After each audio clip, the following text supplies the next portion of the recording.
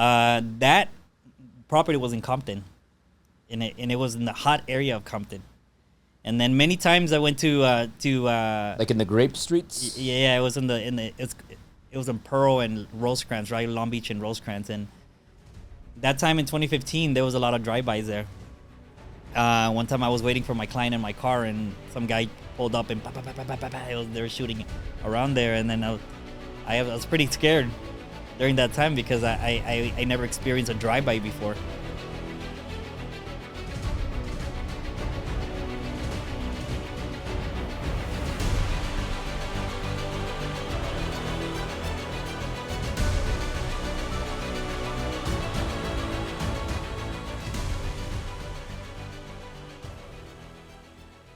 Hey guys, welcome back to Driven Channel, and I'm here with a special guest, the Jared Nuñez. Brother, so happy to have you. Thank you for having me. So Jared, first of all, I want to start off because with that, you've been for the last 2 years, a little bit more than 2 years, you've been number one in the company, like number one, and it hasn't been close. Ever since like 2 years and a few months, nobody has even been close to you in production. But the most impressive thing is that besides you being number one in solo production, you also have a branch with Leslie, and you also been able to carry a team and get them to be top producers. Because now you have a lot of new young guys and girls that are producing good numbers, and you're a big part of it. And I know Leslie is a big part of it too. So can you talk about that? But also, before you talk about your success right now, how did you get into real estate? I actually got into real estate in 2015. And the way I got into real estate is a funny story because I used to do corporate for Little Caesars. And I was really stressed. I started smoking cigarettes, and I started probably I guess doing a half a pack a day sometimes.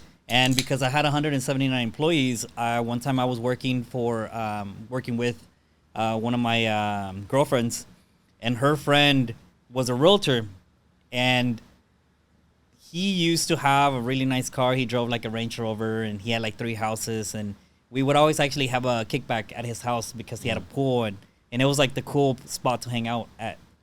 And then we were just kind of like talking one day. We were just sitting down. I was like, you know what? I'm thinking of quitting my job because I don't think it's going to be good for my health.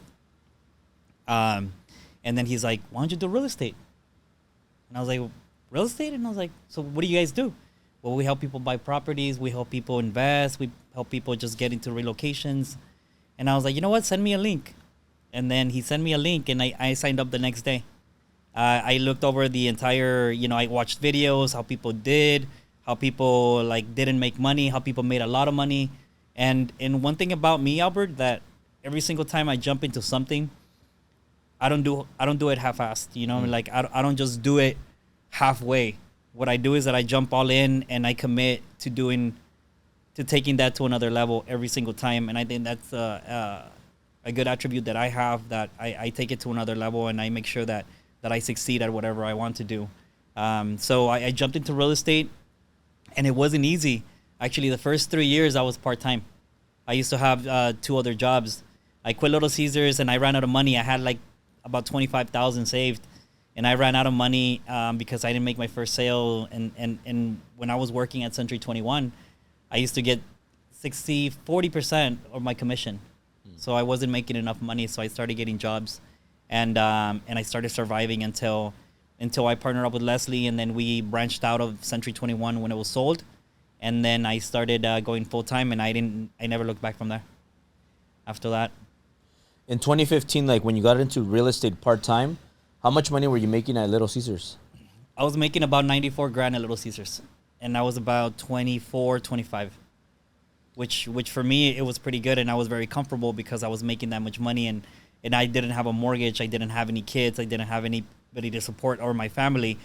During that time, my brothers would help me support my parents and my younger siblings, so yeah. I didn't have that many responsibilities.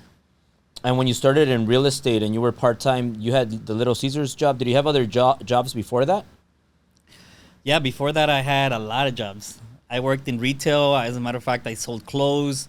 I sold firefighter products to people in the street and in different businesses. So I think that's somewhat where my experience comes in with people, because I dealt with, like, I think probably like in total maybe like about 14 jobs. 14 jobs? Yeah. I jumped from one place to another, and Little Caesars was the one I kept the most because it was a better pay and I saw a little more future on there. And I started escalating. I started as an assistant manager and I jumped to a market director in about 4 years. So do you think that's the main reason why you're very good with people, as opposed to, because a lot of agents are new and they kind of get stuck, and when people, when like they approach clients or possible clients, they kind of freeze, and sometimes when they get objections, they don't know how to handle the objections. Do you think all those jobs and dealing with so many people was a big part of your people skills? I think it's definitely key to get yourself out there and talk to people, because whenever you can't, when you don't learn to read people or get to know people, different personalities, then you don't know how to handle them whenever they're getting close to you or they're asking you questions. You don't know how to respond or how to approach them. Definitely in Little Caesars, I learned a lot because I dealt with 179 people, and I would hire and I would train them because I was in charge of training the managers that I had, assistant managers. So that gave me the upper hand on getting to know what kind of personality was. You know, I had to talk to different kind of personalities, so I figured which one was what type, and then I targeted that a specific way. Yeah. So listen to this. This is going to be a it's not my question. So I asked somebody for hey, give me a few things about Jared, and they said that when you got into real estate, you were really dark. Why was that? I got super dark. I think I got like 2 shades darker because I would in my office that I first started at. Yeah. The office owner would only allow us to wear 3 colors, which was blue, gray, and black. So we could only wear a white shirt. The suit had to be dark blue, gray, or black, because he said that that's the colors that people trusted. So then I would always wear a tie, and then I would be out there, and they, whenever we finished the training that we got for a week, which we don't learn that much, they just threw us into the street and they're like, hey, go make some sales. And I would be outside shopping centers, malls, all over the street at 90 degrees, 94 degrees with my suit, passing out flyers outside Walmart, outside Fruit for Less. I would be outside Lakewood Mall just catching people up whenever they're pulling up in the cars and putting their stuff in their car. I would come up and I would talk to them, and I got super dark because I really wanted to get committed onto making a sale and learning how to do the business, and I committed that by being out in the street and getting darker in the sun. And how was your first check? Do you remember your first check that you got, like when you sold your first home? Like, how long did it take, by the way? But how was it? So my first one, we used to have a Lakewood booth at the mall, and all of a sudden some guy comes up to me and says like, hey, I want to sell my house. And I was super nervous. I didn't know what to say. And I'm like, oh, okay, perfect. Let me just get your contact information. I got the contact information, and then I did the market update, and I went to his house, and he ended up wanting to buy a different house. The reason why he wanted to sell is because he had a feud with his father-in-law. So they were enemies. They wouldn't talk to each other, but they would live in the same household. So that property was in Compton, and it was in the hot area of Compton. And then many times I went to like in the Grape Streets. Yeah, it was it was in Pearl and Rosecrans, right? Long Beach and Rosecrans. And that time in 2015, there was a lot of drive-bys there.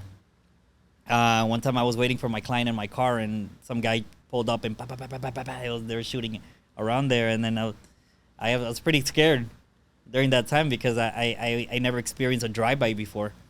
So it took about 3 months to close that transaction because the city was involved, and they had a converted garage. So we had to break down the garage and bring it back to a garage and put new doors, and I had to go meet the dad in person every single time to sign any kind of document because he would never pick up the phone. And it was quite extensive. They actually purchased a property in San Bernardino, and in 2015, San Bernardino was at 200,000. Yeah. 199, 200,000, 195. And then my client ended up spending all his money that he got from the sale, and then we ended up paying for his credit cards in order for us to close the Wow. transaction. So my check was about $6,000 for both transactions. And I literally almost cried because I spent 3 months of my time and I got $6,000. So it was like less than minimum wage. So I was super upset. How did you feel at that point? Did you feel like quitting? Did you feel like did it motivate you? What were you thinking at that point? You know what? I was actually super upset, frustrated at the same time because obviously everything was piling up and I was doing a lot of work and Because you were making way more money at Little Caesars in 3 months. I was making a lot of money at Little Caesars, and during that time when I closed my first transaction, I ended up getting a job at 123 Moving and Company. I don't know if you know that company, but it's a moving company, and we got hired to move people around. And one time I was at this older home because we were moving old people into different apartments because they were updating their units, and I caught myself. I had like an aha moment. Yeah. I caught myself while I was picking up the mattress, and the mattress had a hole in the middle. It had a hole in the middle because they peed in there, and they pooped, and Wow. and it was really bad. And I caught myself, and I was just like, Jared, what are you doing here? Yeah. Why are you here? You have so much potential. Like, why are you moving people? But you know what? That got me so angry. Then I quit. I quit my 2 jobs that I had because I used to help my cousin also. He had a liquor store, so I used to help Yeah. him at night for extra money. Yeah. So I quit both jobs and I went full time in real estate. And I was like, you know what? I'm not giving up. This is what's gonna get me where I want to go. This is what's gonna give me my future life, and I'm not gonna quit. So I started working harder and harder and harder until today, as a matter of fact. How important is it being a full-time realtor for like, let's say, realtors that are watching this and they have a job and they're making good money. Let's say they're making 80K, 100K salary, and they don't want to leave that salary because they're afraid of real estate, and they're thinking, well, what if I get into real estate and I don't close a deal right away? And because people, for those of you that don't know this, I'm not going to give a number, but I'll tell you that Jared makes well over $500,000 a year, well over that, and he has good savings. You have properties. I'll get into that later, but you're buying the house for somebody special. You bought a ranch. You mentor a lot of people now, so you've done it. But I'm pretty sure when you got that $6,000 check, you were probably thinking for a little bit like, did I make the right choice or did I not? And a lot of people are in that position. But what I think is that it's very important, and you said in the beginning, to commit on something and go all the way in. Because if you don't go all the way in and you have other side things and distractions, at least for me, it's never worked out. I needed to be super committed on what I'm doing. Do you think, how important is it for realtors watching this, like to focus on real estate 100%? I always tell my realtors that are coming in part-time, if you really want to make it, you have to commit full-time. You cannot be successful in this business and go where you want to go if you're going to be part-time. Why? Because you're working for somebody else 40 hours, 50 hours, 30 hours. It could be. You want your time with your family. You want your time for your personal life. And then you still this business requires a lot of dedication. It requires a lot of hours. Now, I always tell my realtors, I used to work 60 hours for shoe pallets when I used to work at shoe pallets. So for me not to dedicate myself 60 hours, I mean, I would be a millionaire by now if I would do that. But now this is the thing. We that have our own free schedules, we don't do it. We tend to block it and we tend to do whatever we want. When I started in real estate, I used to go in at 1 p.m. and leave at 5. And I wouldn't do anything because why? I didn't have anything to do. But now, how would I ever have something to do or have any clients if I never dedicated the time to prospect and to actually go through the struggle of actually getting clients and being rejected? But definitely, I recommend it 110%. If you are not committed and if you're not full-time, then you're not going to make it in this business. It doesn't work like that. Now, Jared, did you grow up in Compton or you grew up in LA, or where did you grow up? Because I know you work in the South LA area a lot.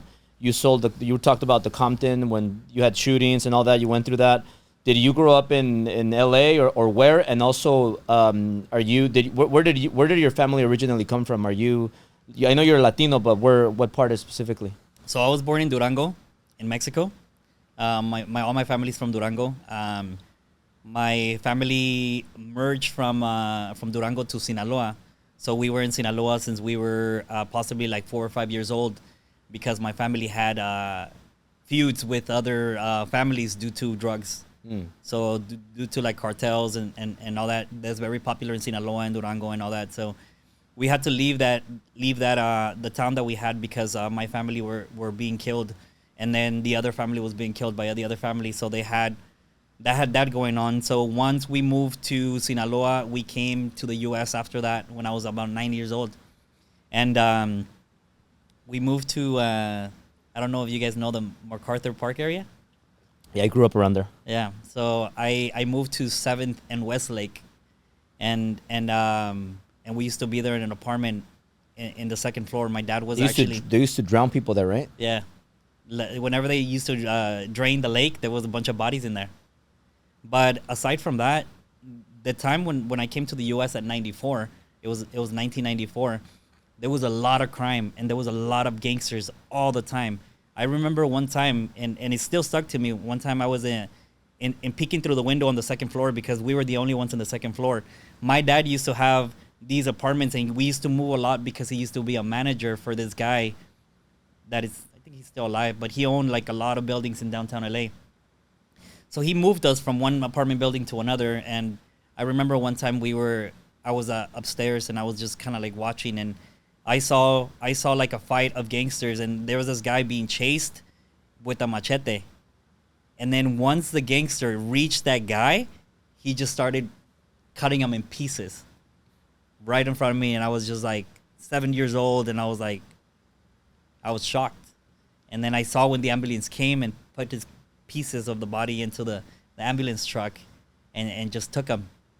And then I pictured myself actually being a police officer and a sheriff or something like that, because I wanted to help people, fight crime.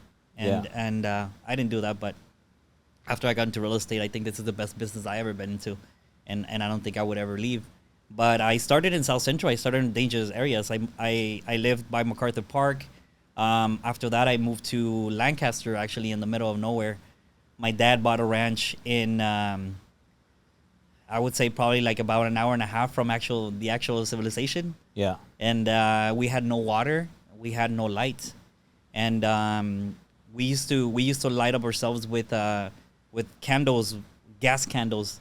We used to buy gas, and we used to have lanterns. We had no TV, we had no electricity, and no hot water or not water whatsoever. We used to go get a water in barrels about 45 minutes away from where we lived. So we had to warm up the water to shower.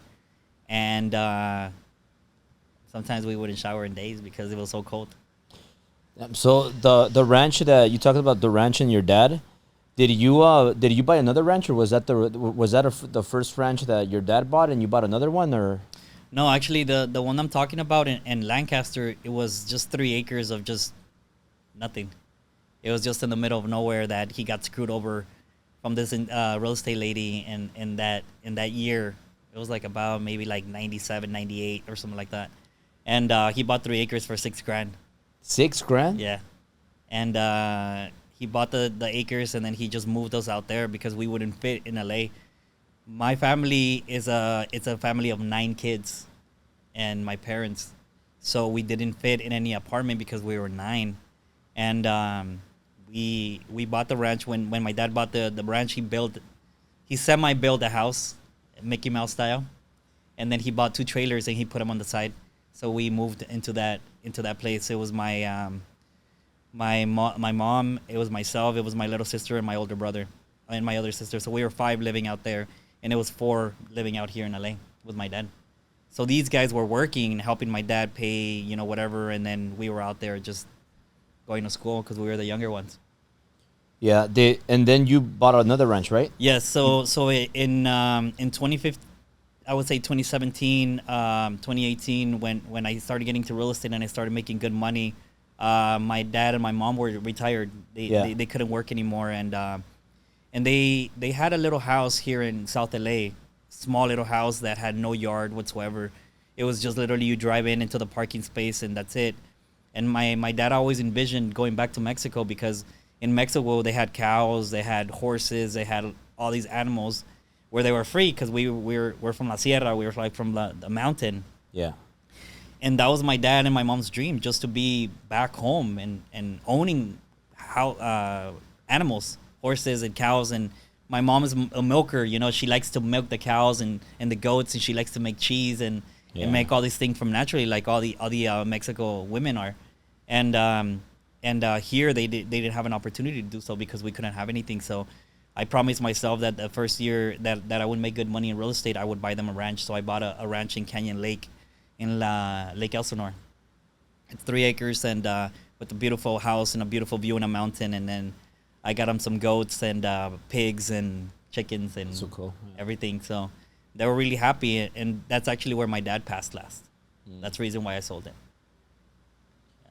So you did you sell it because you didn't want to remember that, or what was the, because I know you were really close to your dad, and I know that your dad passed, but you, can you talk a little bit about your dad and how that changed you as a man, and also I really respect how you were strong and you continued and fought, and you used it as a positive, used it as motivation. I think your dad really motivated you. And you know what, something, Albert, I don't think a lot of people know about this, and I'm gonna go ahead and be very transparent with everybody. But when I was younger, I'm actually the darkest one in my family. And then my dad thought that I was somebody else's kid all my childhood. So he had a nickname for me. Yeah. He called me Nadie. All my life. He called you what? Nadie. Nadie? Yeah. So my dad used to call me a nobody all my childhood. And this is one of the main reasons why I left my house at 17. When I graduated high school, I left my house because my relationship with my dad wasn't great. And I felt like I didn't belong there. As a matter of fact, when I became a U.S. citizen, I changed my last name. My actual last name is actually Gonzalez. That's my dad's last name. And I changed it to my mom's last name, which is Nuñez. So I became Nuñez after I became a U.S. citizen, and I became a U.S. citizen at 18.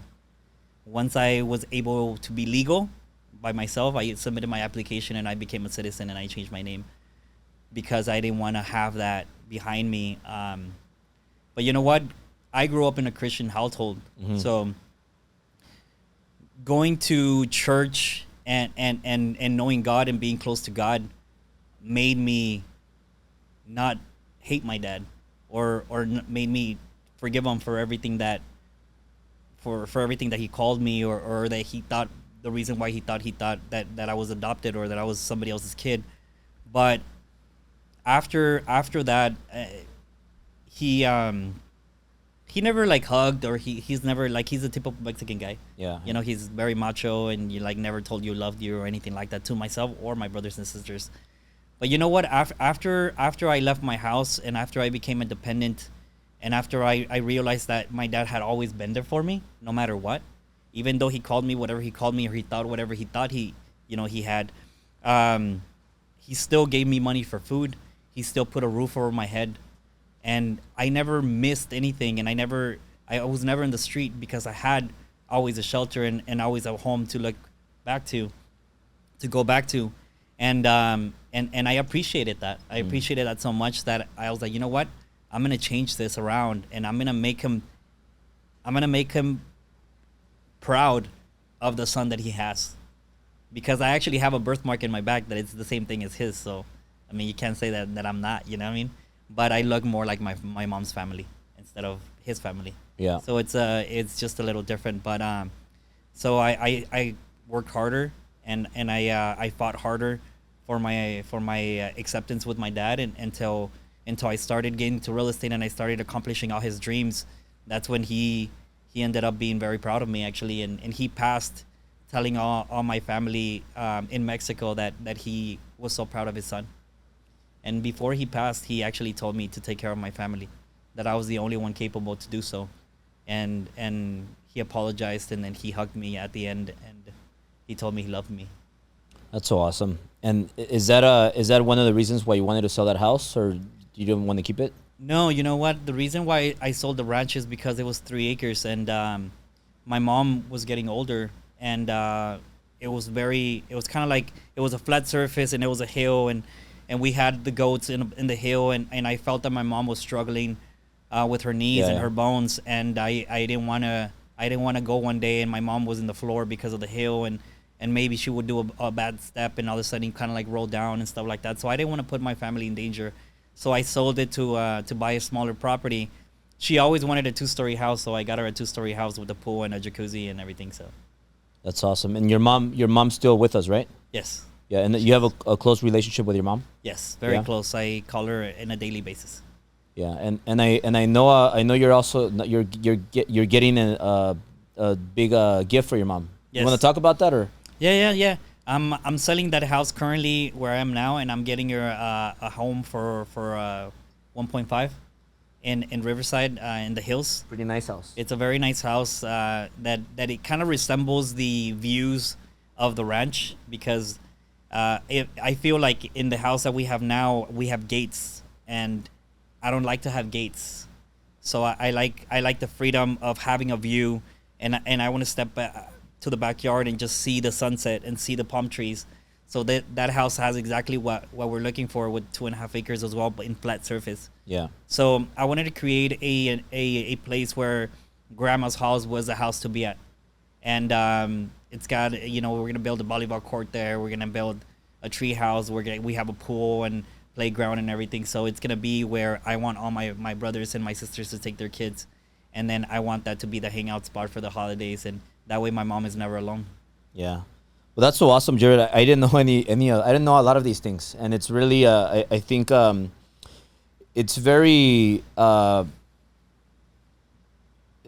very emotional, but it's very inspiring for people that are watching this, because they don't. I'm sure a lot of people in the company don't know any of this about you. Yeah. They just kind of see you. Oh, this is Jared. He's our top producer, and he's this. But they don't know like where it all started. Because I believe that people that go through a lot and win, and work hard and just a lot more things. That's the reason why they become who they become. But people just see, oh, look at who they are now, the end product, but they don't see like all the stuff they have to go through. Yeah. And with everything you have to go through, I think you're a big inspiration also to people that came maybe from Mexico, or people that came from any other place in the world. But is the Hispanic community, is that something that you're proud of helping, and what does that mean to you? Oh man, I think that's my biggest target will be to helping the community get investment properties and get out of the ghetto, because I believe that the Hispanic community are the most that are not educated financially, and the ones that can't purchase a property, or they think that they need 20% down to buy their first home. So my target always is to be in South LA, and I love working transitional areas, which is downtown LA, Watts, all these areas that are lower income, because that's where we have the most opportunity. Everybody else is already kind of like financially educated, but I think our Hispanic community that live in South LA, they need a lot of guidance, and who do we as the professionals that were in that situation and got out of that situation is the perfect example for us to jump in and actually help our people rise as Latinos. Yeah. Especially us being a 68.8% of the population now in the country. Yeah. And Jared, one quick thing before I want to get into real estate and what you do right now. You have an office in Long Beach. You work here from the headquarters a few times a week. You're also a father. I don't think a lot of people know about this. Like I knew a little bit, because I know you've posted your daughter a little bit, and she reminds me a lot of my daughter, Italia, because they're around the same age. Yeah. Is how close are you to your daughter, and what has that done to your life as a man? Well, obviously my family is number one, and since I my why is my family, my fire is my family. I love the fact that my daughter is going to a better school now, and it's funny because now that she's going to the school in the new house, in the new area, the first thing that she told me was like, the food is better. Yeah. And honestly, that brings tears to my eyes because knowing where we came from and where we lived, and now to be owning a property in the hills, and it's worth a lot of money and whatnot, it just makes me so proud. And I don't want her or any other of my nieces and nephews to go through that struggle. And now they're going to be born into a new generation of a new kind of like environment, school districts, different friends, completely different than what we did. So that makes me super proud of helping my family. And that's the reason why I'm over here in LA and I have her living with my mom, because I want to make sure that I dedicate it to my business, because I want to make sure that I build an empire where I'm now going to have time for them to enjoy it as well as myself with them. And that makes me very proud. But yeah, she's my fire completely. Her and my mother are my world, and my sisters and my brothers too. I mean, everybody. That's so awesome, Jared. And to close out, I want to talk about, I want you to share your success today. So your success today, you've been very successful, not only yourself, like we mentioned in the beginning, but now you have a branch for Ambiance Realty at the city of Long Beach. Yes. And with Leslie. And then you have a lot of young new realtors that both of you have mentored, and now they're producing huge numbers. Can you talk a little bit about your office and how you've been able to do that, and how important it is for you to help these new realtors? Oh man, you know what? My motivation on helping my realtors along with Leslie is the fact that when I first started, I struggled so much. And that is my inspiration to helping them, guide them through the right direction, because nobody was there to guide me when I first started. And that's the reason why we want to be there. I mean, I want to create an environment where they feel comfortable, as well as they are getting trained on the key factors of being successful in real estate, building relationships, knowing how to ask the right questions, having great conversations, and building a connection with the client. Because now that I am more experienced, now I'm more referral based. So I work out of referrals, and I love my referrals, and I want to take care of my people, because my people are going to feed me more people. Mm-hmm. And now I could be expanding more, and I could capture more of the population because of the fact that I do a great job. Now I want them to build a foundation where they can start getting also referrals, and also not just getting the referrals. And we're not here for the money. The money is a second thing that we get afterwards. Yeah. But we are here to help people and accomplish their dreams.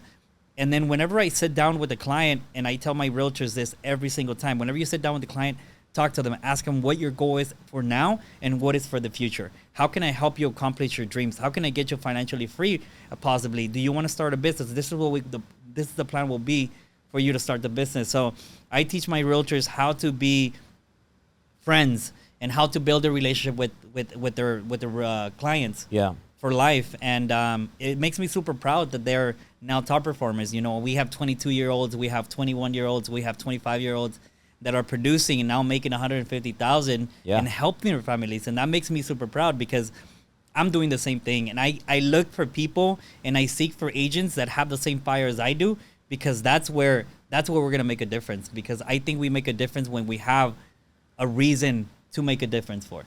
Yeah, and one of the guys, he was a busboy 9 months ago, and now he's making 100. Now he's at 150K. Yeah. Who knows how much he's gonna end up with? So, just that's really awesome that you're helping a lot of these realtors that are coming from sometimes like anywhere. It doesn't matter where they come from, but you're creating a big difference in their life. So I'm really proud of you for that. If agents are watching this and they want to join your branch, they want to be mentored by you. Where can people reach out? Send me a direct message, guys. They're gonna put my link on the Instagram down below. Send me a DM. Also text me 562-303-8811, and then I'll go ahead and I'll make sure that we'll get in contact. We'll put that below. And also, before we close out, I want Jared to share a story of a transaction that you've done that you feel the most proud of. It doesn't have to be the number one, but it could be like one of your top experiences that you had in real estate where you really felt proud of the job you did, that you really helped this family with whatever you can think of. But I know you help a lot of families because you close a lot of units, a lot of deals. But can you think of one scenario where maybe it was one of your proudest moments in real estate? You know what? I have a lot of proud moments in real estate when I help families. But but some family come to mind. One family come to mind in South LA, and that specifically family come to mind because they were in a very, very tough situation. They have a fourplex on the property. The guy got sick during COVID. The mom got sick. The daughter got sick. Everybody got sick, and they were losing their property. So they were losing the fourplex, and they owe about $50,000 in their mortgage. And now, how it started was like this. He reached out to the old agent that helped him purchase a property, and he said, "Hey, I want to go ahead and refi." And this is before he started getting behind on payments or anything like that. This is how it started. He reached out to them and told them, "I want to go ahead and refi it because I have everything separate. I have my mortgage and my interest in one. I have my insurance in another. I have my taxes in a different payment." So he wanted to refi just to put it all together as it is now. Yeah. So the agent told him, "Okay, Delfino, don't worry about it. I'll take care of you. Don't pay your house." And then 1 month went by, he didn't pay the house. 2 months went by, he didn't pay the house. And then he came back and he said, "You know what? The bank wants you to replace all the windows to approve your loan because they said that the windows are old." And we all know that it has nothing to do with anything, right? So the guy's like, "Okay, so how do I replace the windows? I don't have any money." So he's like, "Oh, don't worry about it. I can get you a loan through the equity of the company. I mean, the equity of the property." Because they had a lot of equity. I think they owed like 400 and something or slightly under. Yeah. And the property was worth over double, almost $1 million. So he got him $80,000 for the windows as a HELOC, I think it was, or a lien against the property, and to replace the windows. And he never got a cent of the $80,000. So all the windows were replaced, and the contractor and the agent kept all the money, and he was expecting some to go back, and nothing went back to him. So one day he was outside talking to the window guy, and the window guy was talking to somebody else, and he said, "Hey, make sure that your windows are replaced correctly because they're gonna be so-and-so's windows," which is a realtor. And then he's like, "What do you mean they're gonna be so-and-so's?" Like, "Yeah, he told me that this is gonna be his house. That's the reason why the windows are being replaced." Wow. So the agent was trying to get him to go into vault to purchase a property and get the property for half of whatever it was worth. And in that time, he called me because I had helped one of his family members' friends, coworker, purchase a property. And they called me, and I went, and we explored all kinds of avenues to try to find the property. And I think Eli was my lender in this transaction, and it took us 6 months to try to close this transaction. And at the end, we even had to almost put it for sale until we figured out a way to for the daughter and the daughter-in-law and the tia to actually take over the loan to be able to save the property for the family. So now they're still there. They're still happy. They have their mortgage. Their mortgage payment is actually lower than it was before, and they're really happy. And they keep sending me referrals too. So I'm really proud of that. Yeah, this is really awesome, Jared. Like I said, I didn't know all of this stuff about you, and now I feel like I know you even more, even though we're so close. But thank you so much for this, and talk about a lot of unethical realtors that are out there. Yeah. Because would you agree there's a lot of them out there? You know what? Me and my business partner Leslie, we help people save properties, and the amount of people that we talk to that the realtors just collect money and walk away, it's unbelievable. Yeah. But that's the reason why our Latino community needs the most help, Albert, because they can't trust their own people anymore. Yeah. And it's their own people that it's messing them up, you know what I mean? Yeah, so we're so happy that we have Jared here to help you. So if you're looking for a realtor, you want to sell your home, you're looking to buy a home, reach out. Jared's information is going to be below. And once again, thank you so much, brother. You were awesome. It's my pleasure. Thank you for having me.